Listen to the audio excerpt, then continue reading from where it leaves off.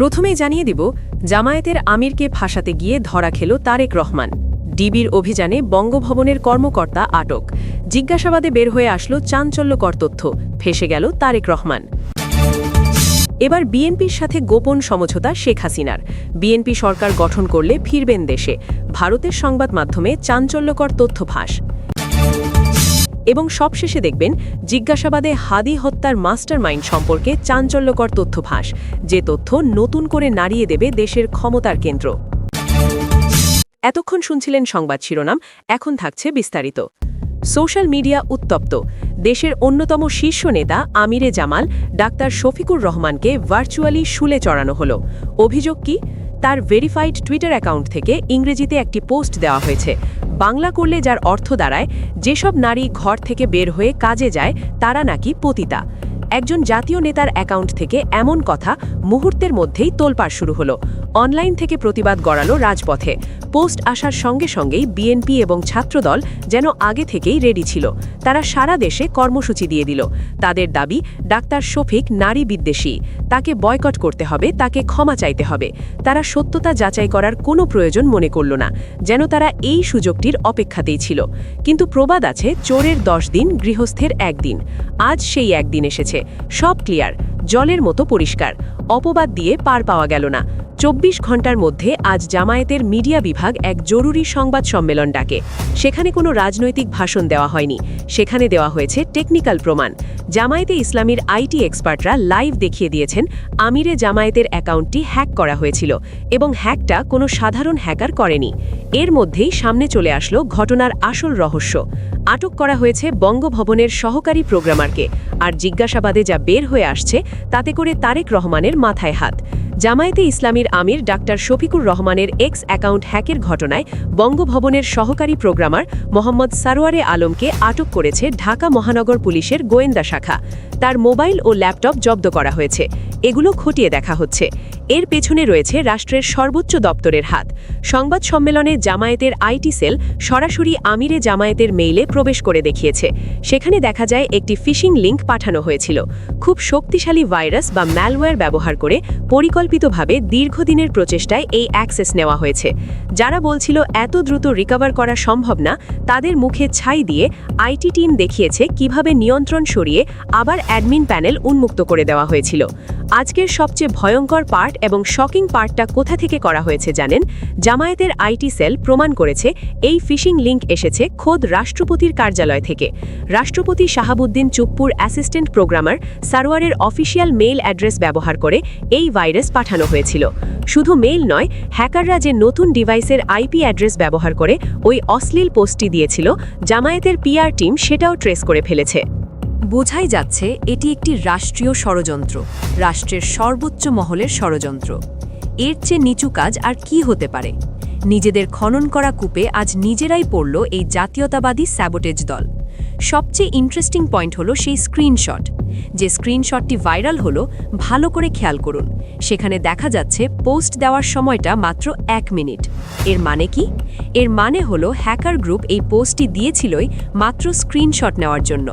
Post করেই সঙ্গে সঙ্গে স্ক্রিনশট নেওয়া হয়েছে এবং এরপর ডিলিট বা লগ আউট করা হয়েছে। এটি যে সুকৌশলে করা তা বোঝা যায় এর পরের ঘটনায়। হ্যাক করার পর তারা দ্রুত নিয়ন্ত্রণ ছেড়ে দেয়, যাতে মনে হয় জামায়াত নিজেই পোস্ট দিয়ে ডিলিট করেছে। কিন্তু তারা ভুলে গিয়েছিল ডিজিটাল ফুটপ্রিন্ট মুছে ফেলা এত সহজ নয়। 1 মিনিটের মধ্যে স্ক্রিনশট তুলে ভাইরাল করা এবং সঙ্গে সঙ্গে ছাত্রদলের কর্মসূচি সবই ছিল একই স্ক্রিপ্টের অংশ। একেবারে তারেক রহমানের নির্দেশনায় এটি করা হয়েছে সম্ভবত। কেন এই কাজ করল তারা? কারণ মাঠে আন্তর্জাতিক সম্পর্ক, পলিসি মেকিং এবং পাবলিক পালস কোনো জায়গাতেই বিএনপি সুবিধা করতে পারছে না। কুমিল্লা থেকে সাতক্ষীরা, খাগড়াছড়ি থেকে নোয়াখালী, সবখানেই জামায়াতের জোয়ার। তাই তারা এখন বেছে নিয়েছে অনলাইন স্যাবোটেজের পথ। তারা আজ ডাক্তার শফিককে নারী বিদ্বেষী বলছে। তাদের ইতিহাস কি? এই তো সেই অমানুষরা যারা আমাদের মায়েদের হিজাব টেনে খুলে, যারা পেটে লাথি মারে, যারা নারীকে ছুরিকাঘাত করে মেরে ফেলে। এরাই এখন সাধু সাজার চেষ্টা করছে, যারা কদিন আগেও নারীদের শাড়ি খোলার হুমকি দিয়েছিল। কিন্তু প্রযুক্তির কাছে তাদের মিথ্যাচার আজ ধরা পড়ে গেছে। তবে এখানে জামায়াতের অনেক শিক্ষার বিষয় আছে। যুদ্ধক্ষেত্রে শত্রুর তলোয়ারের চেয়ে কলম বা কিবোর্ড অনেক বেশি ধারালো। যা ঘটল তাতে জামায়াতের দুটি জিনিস প্রকাশ পেয়েছে। এক, তাদের আইটি টিমের দক্ষতা, এবং দুই, তাদের পলিটিক্যাল উইংয়ের চরম অদূরদর্শিতা বা মিডিয়া সেন্সের অভাব। হ্যাকিং হওয়ার পরপরই জামায়াতের উচিত ছিল এটাকে জাতীয় রাজনীতিতে মেজর ইস্যু করা, কিন্তু তারা কি করল? টুইটারে একটা দায়সারা পোস্ট দিয়ে বলল হ্যাক হয়েছে, ব্যাস, দায়িত্ব শেষ। সারা রাত তাদের টিম ঘুমালো। তারা বুঝতেই পারেনি ততক্ষণে প্রতিপক্ষ তাদের নেতার চরিত্র হনন করে ফেলেছে। ফেসবুকের জনমত ততক্ষণে বহুলাংশে বিপক্ষে চলে গেছে। এই দেরিতে টনক নড়া স্বভাবটা রাজনীতির জন্য সুইসাইডাল। সবচেয়ে ভয়াবহ অভিযোগ, স্বয়ং রাষ্ট্রপতির দপ্তর থেকে ভাইরাস পাঠানো হয়েছে। এটি ওয়াটারগেট কেলেঙ্কারির চেয়েও বড় ঘটনা হতে পারত, কিন্তু জামায়াত এই ভয়ঙ্কর ব্যাপারটাকে জনপরিসরে আনতেই ব্যর্থ হয়েছে। এটা নিয়ে তো দেশ জুড়ে তোলপাড় হওয়ার কথা ছিল। প্রেস কনফারেন্স হওয়ার কথা ছিল হ্যাকিংয়ের 10 মিনিটের মধ্যে, কিন্তু তারা ডিফেন্সিভ মোডে চলে গেল। রাজনীতিতে ডিফেন্স দিয়ে গোল বাঁচানো যায়, কিন্তু ম্যাচ জেতা যায় না। জামায়াতের এই পরিস্থিতি আমাদের মিশরের প্রেসিডেন্ট মোহাম্মদ মুরসির কথা মনে করিয়ে দেয়। মিডিয়া কুয়ের মাধ্যমে প্রচার করা হয়েছিল মুরসি তার ছেলেকে লাখ লাখ ডলার বেতনে চাকরি দিয়েছেন, স্বজনপ্রীতি করেছেন। মিশরের জনগণ সেটা বিশ্বাস করে রাস্তায় নেমেছিল। অথচ সত্য কি ছিল? পরে জানা যায় ওই চাকরিটি ছিল সম্পূর্ণ অবৈতনিক বা আনপেইড। এমনকি প্রেসিডেন্ট হিসাবে মুরসি নিজের যে বেতন পেতেন সেটাও তিনি কখনো নেননি। আজও প্রেসিডেন্টের ব্যাংক অ্যাকাউন্টেই সেটা জমা আছে। কিন্তু মুরসি কি এই তথ্যগুলো জনগণের কাছে পৌঁছাতে পেরেছিলেন? না। মুরসি এবং তার আশপাশের লোকদের রাজনৈতিক বুদ্ধি বা মিডিয়া সেন্স ছিল না। তারা ভাবতেন আমরা তো সৎ, আল্লাহ দেখছেন। কিন্তু রাজনীতিতে আল্লাহ দেখার পাশাপাশি জনগণকেও দেখাতে হয়। জনগণের সঙ্গে কানেক্ট করতে না পারার কারণে মুরসিতে করুণ পরিণতি ভোগ করতে হয়েছে। যখন জামায়াত প্রমাণ নিয়ে এলো ততক্ষণে অনেক দেরি হয়ে গেছে। মানুষের ব্রেনে স্ক্রিনশট গেঁথে গেছে। রাজনীতি হলো পারসেপশন গেম। সত্য কি সেটা বড় কথা নয়, মানুষ কি বিশ্বাস করছে সেটাই বড় কথা। মিডিয়া এবং সেকুলার গোষ্ঠী পরিকল্পিতভাবে জামায়াতকে নারী বিদ্বেষী ট্যাগ দিয়েছে, কারণ তারা জানে এবারের ভোটে নারীরা বিপ্লব ঘটাবে দাঁড়িপাল্লার জন্য। আর জামায়াত সেটা খণ্ডন করতে সময় নিল 12 ঘণ্টা। এই 12 ঘণ্টাই যথেষ্ট ছিল তাদের ইমেজ ধ্বংস করার জন্য।